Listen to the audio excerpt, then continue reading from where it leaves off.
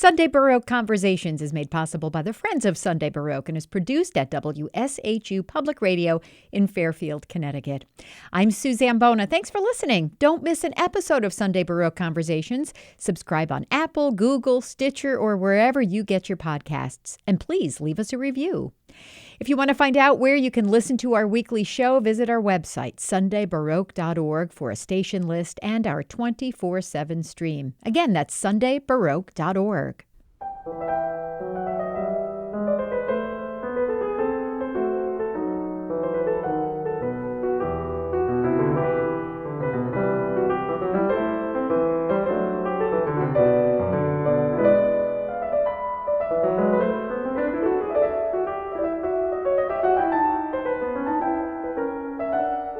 Pianist Dr. Rochelle Sennet is a gifted instrumentalist, a sought-after teacher, and a respected music scholar.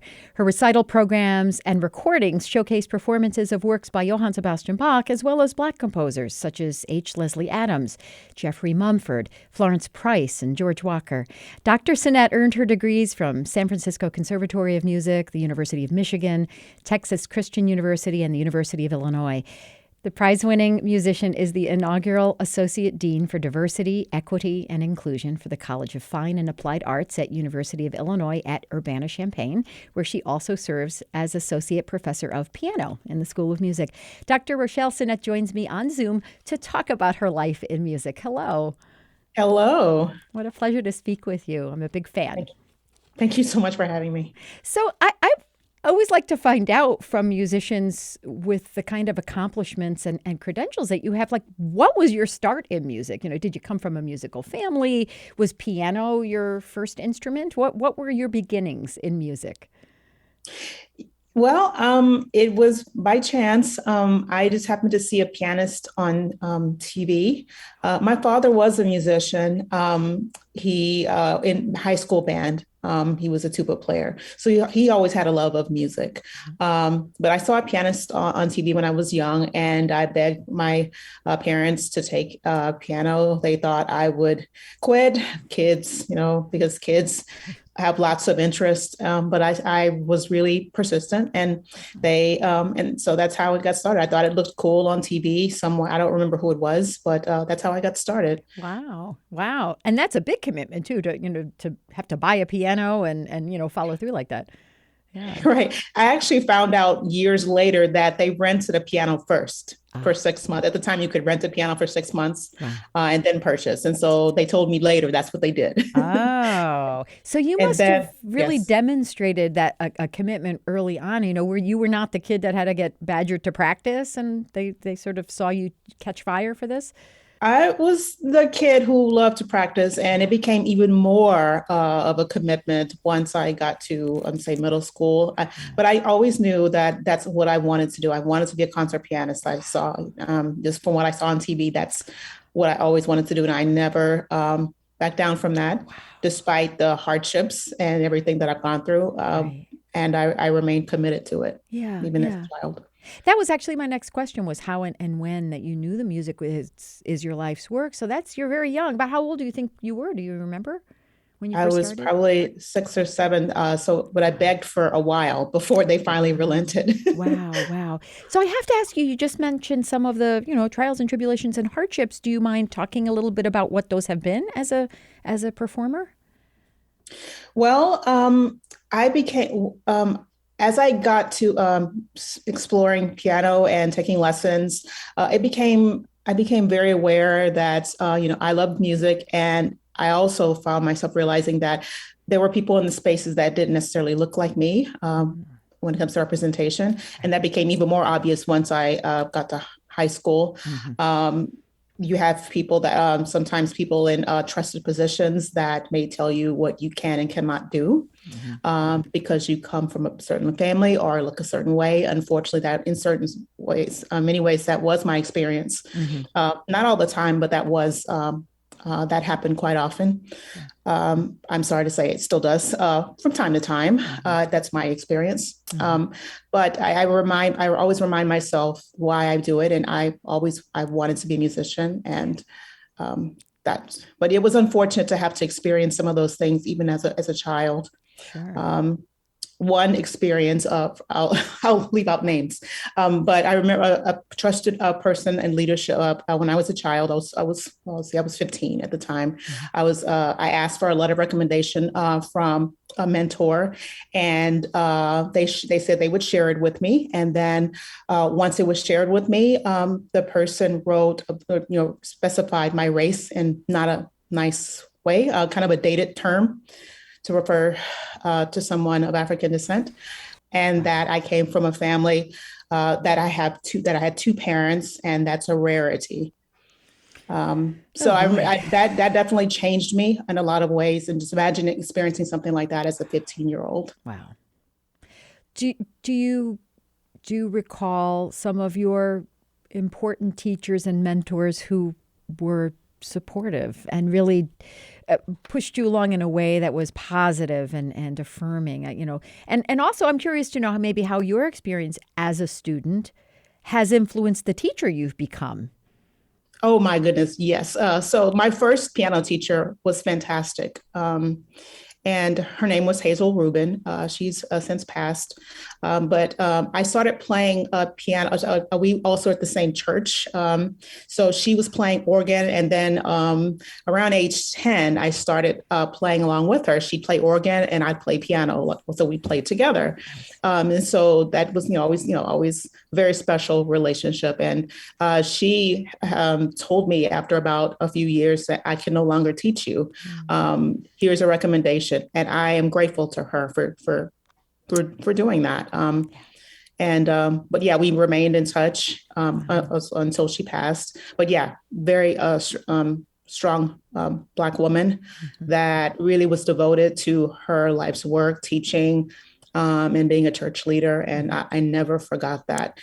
And I learned from my teachers, mentors, great experiences, not so great experiences on what to do as a teacher myself and what not to do. And so, yes, certainly. So you're the inaugural Associate Dean for Diversity, Equity, and Inclusion for the College of Fine and Applied Arts at your university. What does that job entail? I mean, it sounds like you have some very deeply personal and not so great experiences, and also some good experiences to guide you in that. How is it going? What does the job entail? It's really cool, I have to say. So I started officially in January 2021. And what interests me, because my experience, I wanted to be able to talk to more than just musicians. I've found also that people that are devoted to diversity, equity, inclusion, and access work are so committed, and just, I wanted to also be in those spaces too. And it was humbling. And so it was more than just sitting down playing the piano. While that's important to me too, I also want, how does this connect, in terms of reaching wider audiences and talking about these very important issues.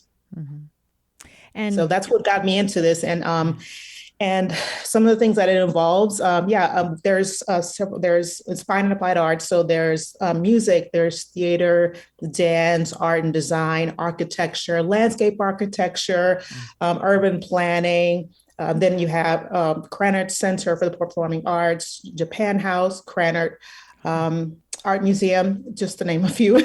Wow. So it involves working with the unit leaders, faculty, staff, students on initiatives related to diversity, equity, inclusion, and justice. Wow. Can you give maybe an example or two of some of the things that have come out of this? Yes, recently. When I first started, we conceived of, even before I officially started, of a symposium that would bring faculty, staff, students together, because we're all so separated. We're in different buildings, so we hardly see each other. Even in the same building where everyone's so busy doing their own thing, people don't see each other.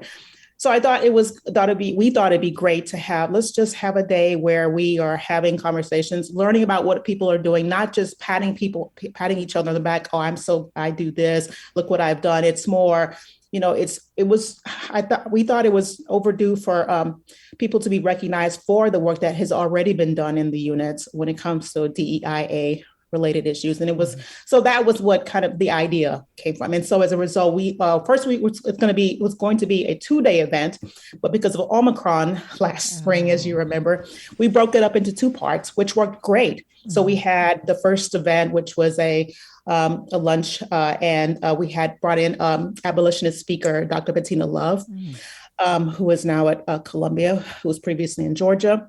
And so, and then we also invited the College of Education to attend as well. So yeah, that was a great event in March. And then in October, we also had the last part of the event where we brought in another a speaker, an alum, a dance alum that does work related to wellness, DEIA.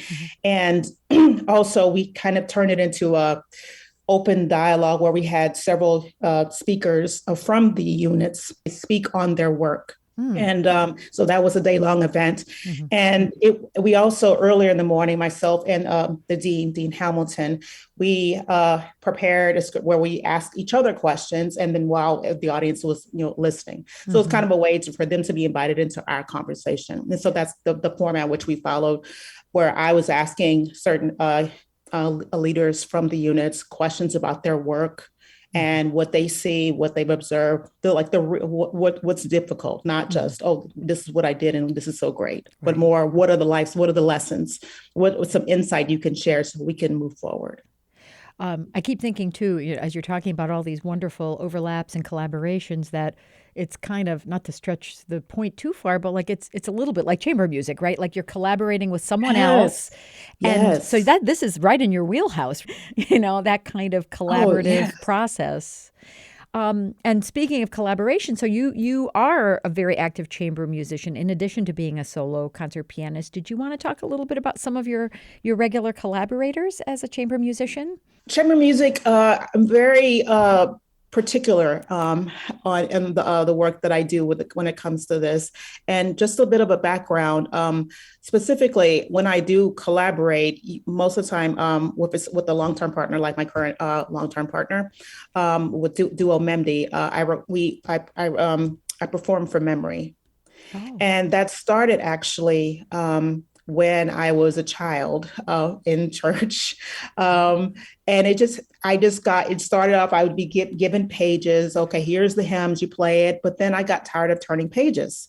So I just started playing from memory. And, as a child, children are brave. If you don't tell them, oh, that's not done, then it's fine. So no one told me, are you memorizing an entire cantata from memory? No one does that. No one told me that. So that's kind of a bit of the background when people ask me what's the secret to that. It started when I was very young. Wow. Playing for choirs, and then it was more of a convenience thing where you didn't have to turn pages. But I found also it's nothing like it, just being able to connect with the music without the barrier of a score. And to be able to do that with another person, it's really the coolest. So that's the idea behind Duo Memdi, where that started. So we specifically with Duo Memdi, we are not only playing from memory, but we are the idea of showcasing music by historically underrepresented composers, women, and that's been our work since 2010. That's great. And you are an incredibly versatile musician. You have such a wide repertory. You've now made and released 2 volumes called Bach to Black. Would you talk about the inspiration for these recordings and the repertory on them, please? Yes, the inspiration really goes back to when I was an undergrad in San Francisco. Around that time, I'm still discovering myself as a musician, what I want to be, what I see myself becoming. And around that time, I was reintroduced to J.S. Bach by a wonderful mentor who was our harpsichord teacher. And I studied harpsichord and forte piano for a year while I was there. And so she reintroduced me to J.S. Bach. And at the same time, I became even more aware that people in the spaces didn't look like me. So I set also on a quest to find music by Black composers. And George Walker's music was the first composer music I came across. And particularly the piano concerto from 1975. And So for years, I have had an obsession with this piece. I still do. And so those two things were happening at the same time. I wasn't thinking of the name of this project. That's just kind of what has happened. And over the years, I've been playing a lot of J.S. Bach and music by Black composers. Mm-hmm. And so that's how that came about. That's great. Will there be a Bach to Black Volume 3, I hope? There will be. So that will be released in 2024. So Great. yes, stay tuned. Great. So, I have to ask this of musicians who play Bach, and obviously Bach is an inspiration for you of some level. So people For ask sure. often, what is it about Bach? So I'll ask it of you. What is it about Bach? Bach, as the great Andras Schiff said, how he said something, how it keeps him honest. So that's what I will say. It keeps me honest, really.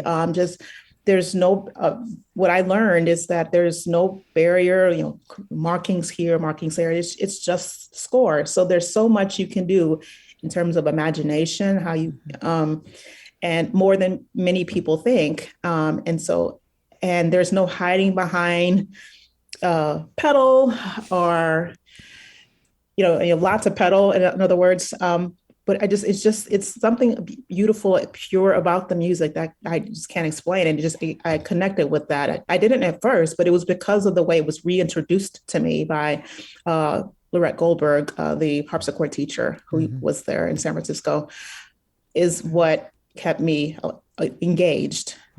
Wow. So yes, if someone had said to me when I was a child, you will record Bach suites, I probably would have not agreed with that. But yeah, I find myself playing suites, kind of like with music of African descent. Dance is a huge part of this, and I also that's why I connected with the suites, because of the dance element. Yeah. And yes, and what I often found when I'm playing music by, say, J.S. Bach, the audience looks a certain way, usually. And also, if I'm playing music during February, Black History Month, at a certain venue, I also found the audience looks the same. So it's also kind of what I've seen, what audiences look like. We speak all the time about, we need to have more diverse audiences. In real time, doesn't always happen. Although it's great, I have to say, we're seeing more of those conversations, which is great. And so I'm just happy to be a part of that. But that's also why we're having these very detailed conversations about J.S. Bach, and we are still picking apart every little thing about it in the score. Is it authentic? What about the ornaments? Is it the upper note, the lower note? Why can't we have those same engaging, very detailed debates, conversations about music by Black composers? Yeah. Who are some of your, besides George Walker and that obsession with the concerto, who are some of the other composers that you've encountered that you just feel passionate about? So there's another composer by the name of James Lee III. I recorded a CD of his piano music a few years ago. We were classmates at Michigan. And so we connected a few years later, and he wrote a piece, a sonata for me. And then we ended up, let's turn it into a whole CD. And so that's how that happened. So I find myself really connecting with his music. There's a little bit there's some dance elements in there as well. There's Brazilian, there's African elements, there's the Western elements. There's the virtuosity, moving, really testing the pianist. And the harmonic language is also so unique. And just love, I'm a huge fan of his music. He knows that. Wow. I'm sure he's a huge fan of your playing. So what else are you passionate about right now? Do you even have the time for hobbies or for other serious interests and things? I know COVID brought a lot of people back into the kitchen and whatnot, but are there other things that you're just really passionate about right now that are connected to music? What's not? Or either way, what are you passionate about as a person right now? What's as a person? Gotcha. Yeah. What I'm passionate about, I really am devoted to seeing my students succeed. That's one thing. My students know that, I am committed to them doing well, and just even the smallest things that, just to see their faces light up in the studio. Oh my God, those things you can't replicate. So that's what I'm passionate about, because someone took the time to teach me. And so, I think about those positive experiences. And, I just think it's so, it's a gift to be able to share some of my insight with my students. So that's what I'm passionate about. And not music related, completely unrelated. I also, what is related? I really think it's so important to self-care, taking care of oneself. Well-being is so important for musicians, and I'm so happy to see that there's more dialogue about this. And so, with that said, I'm remembering the career of Leon Bates, the pianist Leon Bates, and he was a bodybuilder, very active in bodybuilding. And so I remember he was the first Black pianist I ever saw years of performing live. And so I remember he also had an impact on, because there were not many pianists. It was Leon Bates and Awadajan Pratt. Right. That's all I saw at the time. And so not a lot of representation. And, but when it comes to wellness, I love lifting weights, heavy weights. I love doing body weight exercises, pull-ups, those things, because I think there's something connected about, being aware of how you use your body, particularly when you're sitting at the piano. So I very much enjoy it. I do that for 5 days a week. Heavy lifting, stretching, all those things. So yes, I am very much in the gym. Excellent. And it helps too, you look beautiful in those gowns, Thank you. Yeah.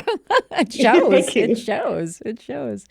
Well, I have been speaking with pianist Dr. Rochelle Sennet, performer, teacher, and music scholar who is on the faculty of the College of Fine and Applied Arts at the University of Illinois at Urbana-Champaign. Thank you so very much for this conversation. I can't wait to hear Volume 3. Oh, thank you. Thank you so much.